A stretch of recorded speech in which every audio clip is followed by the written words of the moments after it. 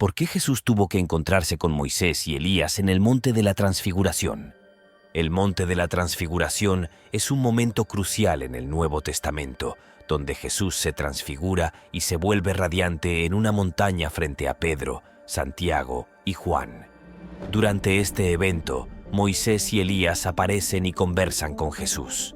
Este evento está registrado en Mateo 17, versículos 1 a 9, Marcos 9, versículos 2 a 8 y Lucas 9, versículos 28 a 36. Después de 6 días, Jesús lleva a Pedro, Santiago y Juan a una montaña apartada y se transfigura ante ellos, con su rostro brillando como el sol y sus ropas blancas como la luz. En ese momento, Moisés y Elías aparecen y hablan con él. Pedro sugiere hacer 3 tabernáculos, uno para Jesús, uno para Moisés y otro para Elías. Mientras habla, una nube brillante los cubre y se escucha una voz que dice: «Este es mi Hijo amado, en quien tengo complacencia. A él escuchad». Los discípulos caen rostro en tierra, asustados, pero Jesús los toca y les dice que no teman. Cuando levantan los ojos, solo ven a Jesús. Aunque la Biblia no explica directamente por qué Moisés y Elías estaban presentes, su aparición tiene profundas implicaciones teológicas y simbólicas. Uno de los significados clave es la representación de la ley y los profetas. Moisés y Elías, parados junto a Jesús durante la transfiguración, crean una imagen poderosa que va más allá de lo visual. Es una afirmación divina y una demostración del hilo ininterrumpido del plan salvífico de Dios a lo largo de la historia. Representación de la ley y los profetas. Un examen más profundo. Moisés y Elías, junto a Jesús durante la transfiguración, no solo son una representación visual, sino una afirmación divina de la ley y los profetas. Para comprender verdaderamente la gravedad de este evento, es esencial adentrarse en la representación simbólica de Moisés y Elías como la ley y los profetas. Moisés y la ley. En el Antiguo Testamento, 2 hombres comprendieron y experimentaron a Dios de manera inusual: Moisés y Elías. Salmo 103, versículo 7, dice que Dios hizo conocer sus caminos a Moisés y sus obras a los hijos de Israel. Moisés pidió que se le enseñara el camino de Dios para conocerlo. En Éxodo 33, versículo 13, Moisés suplica: «Ahora pues, yo he hallado gracia en tus ojos, muéstrame ahora tu camino, para que te conozca y halle gracia en tus ojos, y considera que esta nación es tu pueblo». Dios permitió que Moisés mirara en su corazón y mente, y Moisés fue más allá de ver solo las acciones de Dios. Hablamos de Moisés, el elegido por Dios para liberar a los israelitas de la esclavitud egipcia. Su vida, desde nacer en esclavitud hasta su huida y posterior llamado por Dios, revela cómo Dios se reveló a él. Moisés nació en esclavitud en Egipto, donde se ordenó matar a todos los niños varones israelitas. Fue escondido por su madre en una cesta y colocado en el río Nilo, donde la hija del faraón lo encontró y decidió criarlo. A pesar de crecer en la corte egipcia, Moisés estaba al tanto de su origen hebreo.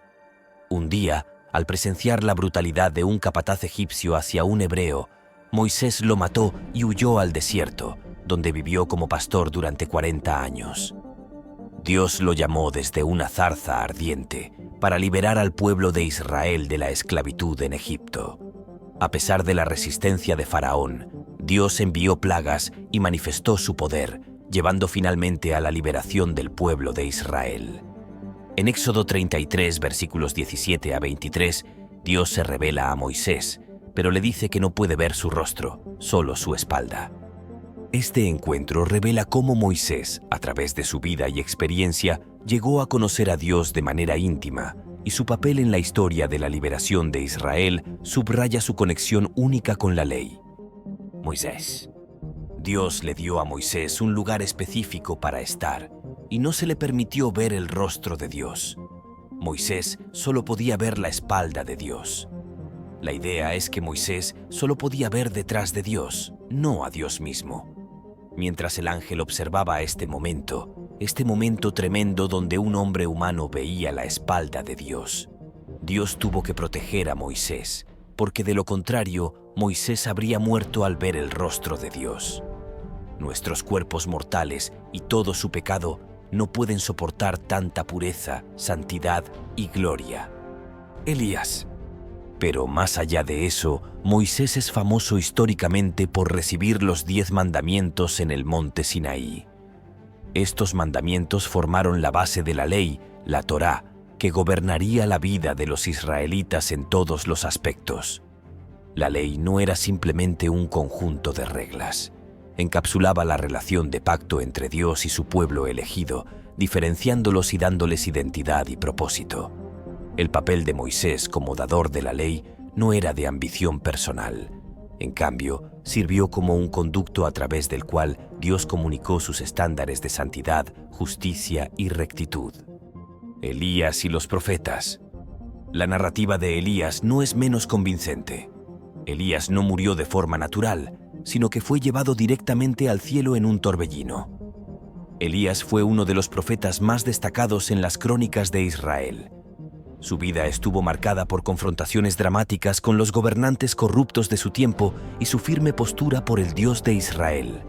Profetas como Elías eran portavoces de Dios, desempeñando un papel crucial al guiar, reprender, corregir y recordar a Israel sus responsabilidades del pacto.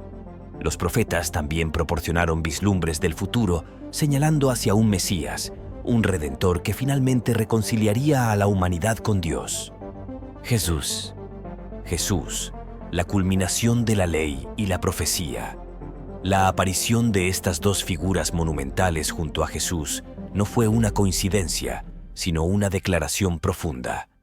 Jesús se encuentra en la intersección de la ley y los profetas. Cada estipulación de la ley, cada profecía pronunciada por los videntes encuentra su realización última en él. Pablo, en su carta a los Gálatas, escribió: Cristo nos redimió de la maldición de la ley al hacerse maldición por nosotros. Gálatas 3:13. Esto subraya la idea de que Jesús no vino a anular la ley, sino a cumplirla, a hacer lo que la humanidad no pudo. El evento de la transfiguración sirve como un momento crucial de claridad. La presencia de Moisés y Elías significa validación. De alguna manera, respaldan el ministerio y la misión de Jesús. Son testigos de la verdad de que todo lo comunicado a través de la ley y predicho por los profetas culminó en la persona de Jesucristo. He dicho esto una vez y lo diré nuevamente. Todo se trata de Él, todo se trata del Señor Jesucristo. La salvación es una persona, la persona del Señor Jesucristo. La vida eterna es una persona, la persona del Señor Jesucristo. La eternidad es una persona, la persona del Señor Jesucristo. La voz desde arriba, la afirmación última. El clímax de la transfiguración no fue solo el Jesús radiante o la aparición de Moisés y Elías, sino la voz desde el cielo que declaró: escúchenlo, oigan a Dios mismo. Esto delinea el cambio. Mientras que la ley y los profetas eran vitales e integrales en el plan de Dios, Jesús se presenta como permanente. La voz no menosprecia a Moisés o a Elías. En cambio, enfatiza el papel supremo de Jesús en la narrativa divina. Lo antiguo había allanado el camino para lo nuevo. La sombra había señalado hacia la sustancia. La aparición de Moisés y Elías, más allá de ser un espectáculo impresionante, fue una afirmación innegable de la identidad de Jesús. Su presencia fue una proclamación silenciosa pero poderosa de que Jesús era el Mesías esperado, como habían hablado las Escrituras. Deuteronomio 18:15 dice: El Señor tu Dios te levantará un profeta de en medio de ti, de tus hermanos como yo, a él oiréis. Malaquías 4:5-6 dice: He aquí, yo os envío al profeta Elías antes que venga el día grande y terrible del Señor, y él hará volver el corazón de los padres hacia los hijos, y el corazón de los hijos hacia los padres, no sea que yo venga y hiera la tierra con destrucción. Y ahora estaban con él como dando testimonio del cumplimiento de esas profecías. Para Pedro, Santiago y Juan, los tres discípulos presentes, La transfiguración fue una experiencia transformadora. Hasta ese momento, habían sido testigos de muchos milagros de Jesús, habían escuchado sus enseñanzas e incluso habían profesado fe en él como el Mesías. Pero al ver a Jesús transfigurado, con su rostro brillando como el sol y sus vestiduras resplandecientemente blancas, tuvieron un vistazo de su naturaleza divina. Esta revelación visual fue un componente esencial para profundizar su comprensión de Jesús, una mirada al reino celestial, una breve revelación de la verdadera naturaleza y gloria de Jesús. Jesucristo es Dios. Conclusión. Sin embargo, la visión no solo se trataba del resplandor divino. El reconocimiento de los discípulos de Moisés y Elías, aunque nunca los habían visto antes, es un testimonio de la iluminación espiritual del momento. Todo el evento fue orquestado para garantizar que estos discípulos, que jugarían roles fundamentales en la iglesia primitiva, tuvieran una comprensión integral de la posición de Jesús en la narrativa divina. Jesucristo es Dios. Estos discípulos elegidos vieron a Jesús en su forma glorificada, tuvieron una vista previa de su glorificación venidera y su entronización como Rey de Reyes y Señor de Señores, como gobernante de todo. El monte de la Transfiguración es innegablemente un momento crucial en el Nuevo Testamento, arrojando luz sobre la divinidad de Jesús y su profunda conexión con Moisés y Elías.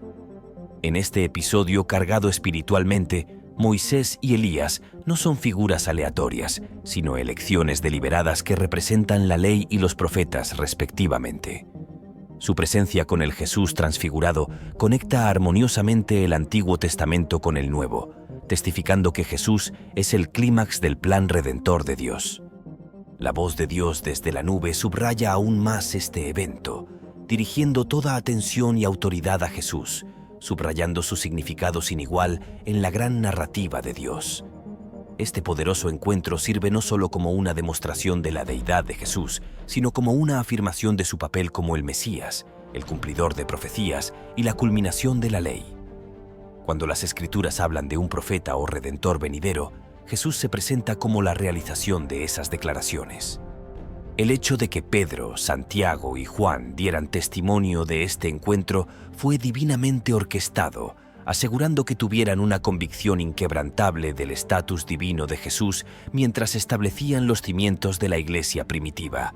En un mundo lleno de diversas doctrinas y creencias religiosas, las verdades fundamentales permanecen. Jesucristo es Dios. ¡Jesús es Dios! Jesús no es un maestro elevado. Jesús no es solo un profeta. Jesús no es simplemente un buen hombre. No, la Biblia es clara. Jesús es Dios. Juan 20:28. Tomás le dijo, Señor mío y Dios mío. Y el Señor Jesucristo no reprendió a Tomás. Aceptó la adoración como Dios, porque Jesucristo es completamente Dios. Jesús no entró en la creación en Belén de Judea. Él ha sido y siempre será Dios. Cuando se convirtió en hombre mientras estaba en la tierra, fue completamente Dios y completamente hombre. Fue tan completamente Dios como su Padre era Dios, y fue tan completamente humano como su madre era humana. Dos naturalezas distintas, pero una persona. Dos. La creencia de que Jesús es tanto Dios como hombre es de importancia fundamental para la salvación, porque si tienes una creencia en un Jesús que no es Dios, estás poniendo tu fe en un falso Jesús que no puede salvarte. Jesucristo de esta Biblia es Dios, y Dios el Hijo añadió una naturaleza humana sin pecado a su naturaleza divina eternamente existente.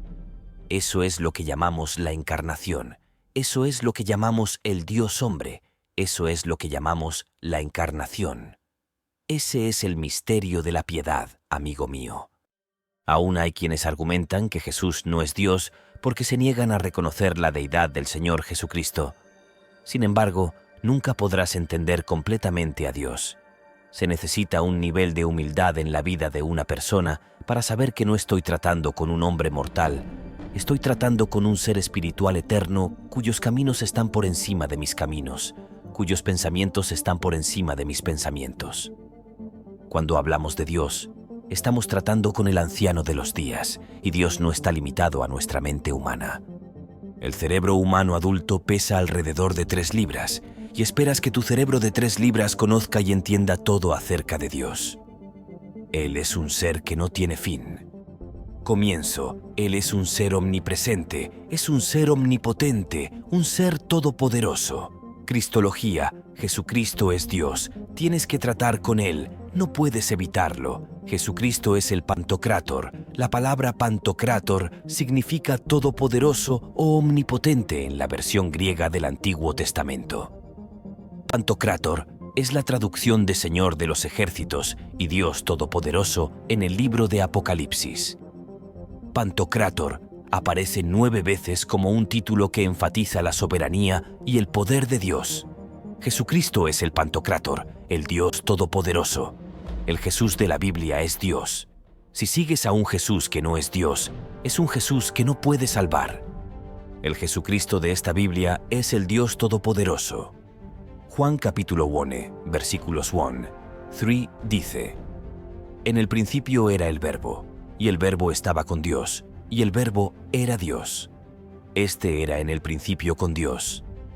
Todas las cosas fueron hechas por Él, y sin Él nada de lo que ha sido hecho fue hecho.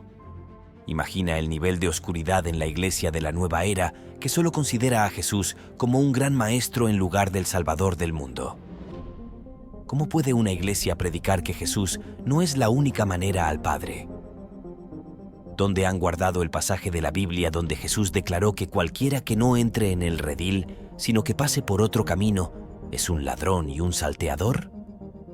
¿Qué ha cegado sus mentes al Juan capítulo 14, versículo 6, donde Jesús declaró que Él es el camino, la verdad y la vida, y que nadie puede ir al Padre excepto a través de Él? La iglesia de la nueva era enseña que todos los caminos conducen al cielo y enseña doctrinas que te alejan de Cristo. No todos los caminos llevan al cielo. Jesús lleva al cielo. Jesús lleva a la vida eterna.